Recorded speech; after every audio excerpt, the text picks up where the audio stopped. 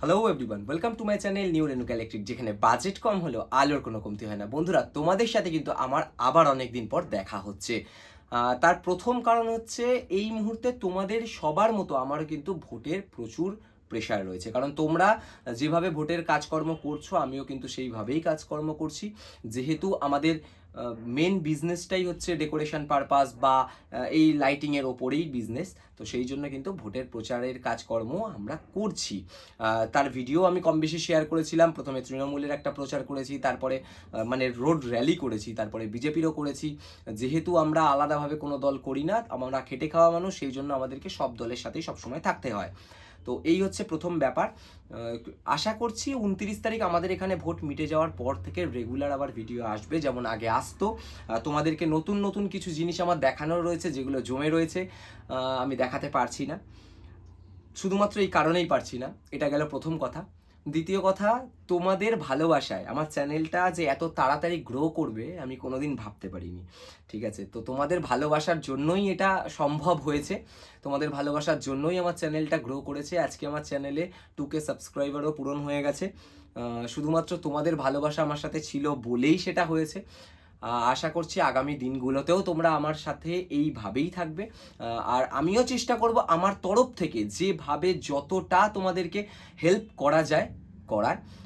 আর আরেকটা জিনিস, তোমরা কিন্তু অনেকেই আমাকে বারবার জিজ্ঞাসা করছো, দাদা এই মুহূর্তে তুমি কিছু মালপত্র বানালে সেগুলো আমাদের সাথে শেয়ার করো। দেখো, আমি নতুন যে সমস্ত স্ট্রাকচার বানাচ্ছি সেগুলো কিন্তু আমি আর কোনো রকম ফটো বা ভিডিও দিয়ে প্রথমে শেয়ার করছি না, যতক্ষণ না সেই আইটেমটা কেউ আমার থেকে পারচেস করছে।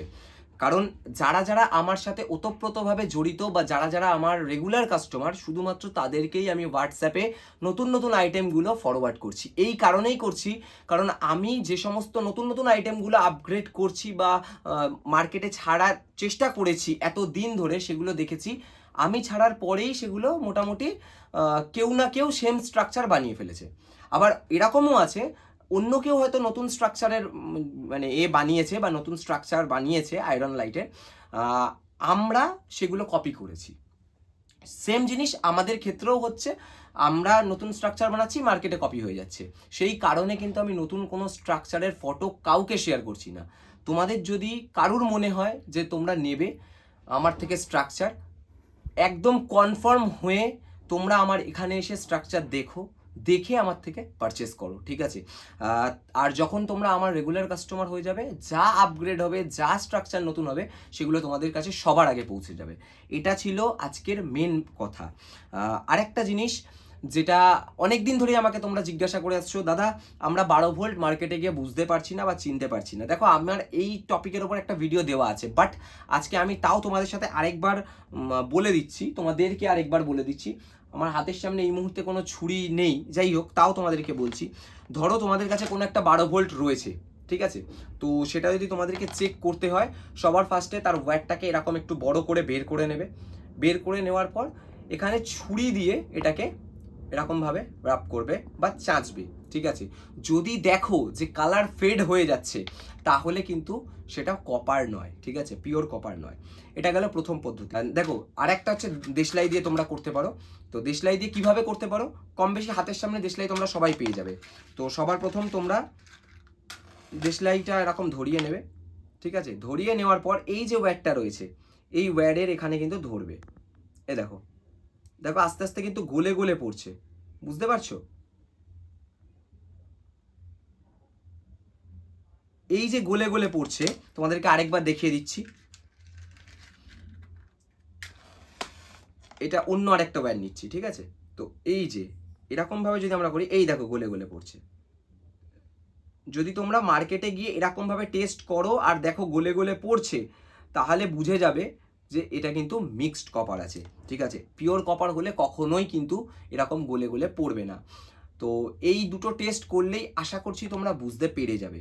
এবার আরেকটা কথা, যেটা তোমাদেরকে না বললেই নয়, তোমরা মার্কেটে গিয়ে বিভিন্ন রকমের এসএমডি লাইট, বিভিন্ন রকমের ডিআইপি লাইট পেয়ে যাবে, বিভিন্ন কোম্পানির পেয়ে যাবে, যাদের কিন্তু অস্তিত্বই 1 বছরই।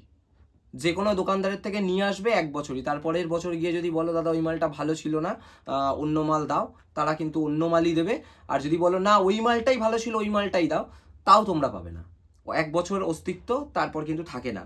তো যারা নিয়ে গেছো, ভালো মাল পেয়ে গেছো, তাদের ব্যাপার আলাদা। যারা নিয়ে যাওনি ভালো মাল, বা এই মুহূর্তে নিচ্ছ ভালো মাল পাচ্ছ না, তাদেরকে আমার আর এরপর কিছু বলার থাকে না। শুধু এটাই বলার থাকে, একটু মার্কেটে ভালো করে ভিজিট করো, ভালো করে খোঁজাখুঁজি করো, তারপর তোমরা পারচেস করো। আরেকটা জিনিস, যেটা এসএমডি লাইটের এখন সব থেকে বেশি প্রবলেম হচ্ছে, ডিআইপি লাইট তাও ঠিক আছে, বাট এসএমডি লাইটের সব থেকে বেশি প্রবলেম হচ্ছে কিছু মাস কন্টিনিউ জ্বলার পর এসএমডি লাইট কিন্তু বসে যাচ্ছে। মানে ধরো সাদা লাইট তোমরা কিনেছো, সাদা লাইটটা জ্বালালে, রানিং করলে কিছু মাস তোমরা ঠিকঠাক পেলে আউটপুট, কিন্তু কিছু মাস পরে গিয়ে দেখবে হাত দেখলাম কিন্তু বসে গেছে বা ঠিকঠাক জ্বলছে না। তো একটু দেখে শুনেই তোমাদেরকে কিনতে হবে। এই হলো মোটামুটি, যারা জিজ্ঞাসা করছিলে এসএমডি লাইট বা ডিআইপি লাইট কীভাবে চেক করবো বা বুঝবো, এই হলো ব্যাপার। কম বেশি এগুলো জেনে গেছো। এখন মার্কেটে স্ট্রিপ লাইট যারা যারা জানতে চাইছিলে কী কী ভালো রয়েছে বা খারাপ রয়েছে, দেখো সব কোম্পানিই ভালো, সব কোম্পানিই খারাপ, ঠিক আছে। এই মুহূর্তে যেগুলো আমাদের কাছে আসছে, তেজাস আসছে, রুবি লাইটস আসছে, ব্রাইট কোর অতটা বেশি আসছে না, যেগুলো স্টকে রয়েছে সেগুলোই ব্যাস। লাইটস কোম্পানি রয়েছে, আর এছাড়া এই মুহূর্তে আমার ঠিক মনে পড়ছে না, বাট আর কিছু অল্প স্বল্প কিছু রয়েছে, যেমন ভি গার্ডের রয়েছে, এরকম কিছু কিছু রয়েছে যেগুলো মার্কেটে আসছে। তোমরা এগুলো ব্যবহার করতে পারো, খারাপ না খুব বেশি ভালোও না, ঠিক আছে। কারণ যত দিন যাচ্ছে রেট তত কমছে, কোয়ালিটিও তত কমছে। এই হয়ে গেল পরের ব্যাপার। আরেকটা জিনিস যেটা মনে হয় একটু তোমাদেরকে হালকা টাচ করে যাওয়া উচিত, সেটা হচ্ছে এই যে আর কি আমরা লাইটের বিজনেস করি বা করি, সব ঠিক আছে, কিন্তু তোমরা অনেকেই আছো যারা কিন্তু আমাকে ফোন করে বলো, দাদা আমরা যে মালপত্রগুলো বানাচ্ছি, সেই মালপত্রগুলো যদি স্ট্রাকচারের দামই 1800 টাকা, 2000 টাকা, 2200 টাকা হয়ে যায়, তাহলে আমরা মালগুলো ল্যাম্প ট্যাম্প দিয়ে কমপ্লিট করে কত টাকা করে কিনব, বা এত টাকা কিনলে আমরা ভাড়া কিভাবে খাটাবো। দেখো, ভাড়া তোমরা আজকেও পাবে, কালকেও পাবে, সবই হবে, ঠিক আছে। তোমরা কম পয়সার মালও কিন্তু মার্কেটে পাবে, কিন্তু আমরা মালটা একটু ভালো কোয়ালিটির এই কারণেই বানাই যাতে তোমরা অনেক দিন ব্যবহার করতে পারো। এমনকি মালটা তোমরা যদি কোথাও ক্যারি করো, তোমাদের তাতে কোনো ক্ষতি যাতে না হয়।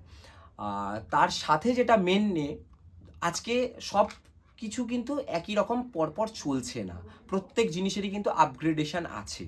তো যখন মালটা আপগ্রেড হয়ে যাচ্ছে, ওই মালটা খুব বেশি চলছে না, কিন্তু কারুর একটা পছন্দ যে তোমার থেকে মালটা কিনতে চাইছে, তোমরা যদি তাকে বেচতে চাও, তাহলে কিন্তু খুব তাড়াতাড়ি সেটা তুমি বেচতে পারবে, আর তোমরা জেনুইন রেটটাই পাবে। ছোটোখাটো মানে কম পয়সার মালের কিন্তু সেই রেটটা পাবে না। তো এই হলো ব্যাপার। আর একটা ভিডিও আমি খুব শিগগিরই নিয়ে আসবো, আমার গোডাউনে প্রচুর সাউন্ডের মালপত্র বিক্রি আমি করে দেব। আমি কিছু নতুন সেট আপ নেবো সেই জন্য, যেমন মিক্সচার বিক্রি রয়েছে, LX7-এর মিক্সচারটা। তো তোমরা আমার সাথে কন্ট্যাক্ট করতে পারো, আর বাকি যা মালপত্র আমি বিক্রি করে দেবো সেগুলো আমি তোমাদের সাথে অবশ্যই ভিডিওর মাধ্যমে শেয়ার করব। তো এই ছিল আজকের মোটামুটি ওভারঅল একটা টপিক। চলো আজকের মতো এই পর্যন্তই, দেখা হবে নেক্সট ভিডিওতে।